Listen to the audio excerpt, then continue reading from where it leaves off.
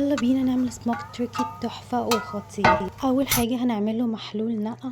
هسيب لكم توابل محلول النقع في اول كومنت. بعد ما محلول النقع يبرد خالص هحط التركي فيه. انا مش عندي حافظة طعام كبيرة فاستخدمت اكبر حل عندي، وده بعد ما قعد في التلاجة على الاقل 24 ساعة. نطلعه من محلول النقع وننشفه كويس جدا. بعد كده هنعمل فيه فتحات في كل مكان علشان نتأكد انه استوى كويس والتوابل دخلت فيه في كل مكان. وعلى ورقة زبدة هنضيف سموكد بابريكا، توم باودر، بصل باودر، ملح وفلفل اسود، سكر ومعلقة قرفة صغير. ممكن تضيفوا اي توابل انتوا عايزينها.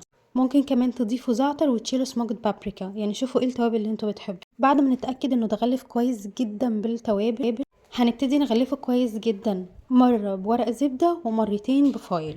التغليفة دي مهمة جدا عشان نتأكد انه استوى 100%. لحد هنا كده احنا خلصنا، نحطه في الفرن على طول. ولكن هنا انا ما كنتش عامل سندوتشات، علشان كده حطيت كوبايه ميه كبيره في الصينيه علشان يطلع جوسي اكتر ويطلع منه صوص. ان انا هستخدمه هنا كوجبه مش هحطه في سندوتشات. بعد ما استوى كويس وتاكدنا ان استوى بنسيبه يبرد خالص وبنبتدي نقطعه. انا للاسف هنا ما كانش عندي وقت فقطعته وهو سخن شويه، بس هو كان اقرب ان هو بارد. لو قطعناه وهو سخن قوي هيتهري مننا حرفيا وهيبوظ كل مجهودنا ده. هنقطعه سميك شويه مش سلايسز، لان احنا زي ما وضحنا مش هنستخدمه في الساندوتشات، انا هنا بستخدمه في عزومه. الصوص بتاعه بقى اللي طلع في الصينيه هحط فيه السموك تركي وهقلبه على الناحيتين، وبعد كده هضيف عليه معلقه نشا في كوبايه ميه. طب دي مش هنعملها لو هنستخدمه ساندوتشات.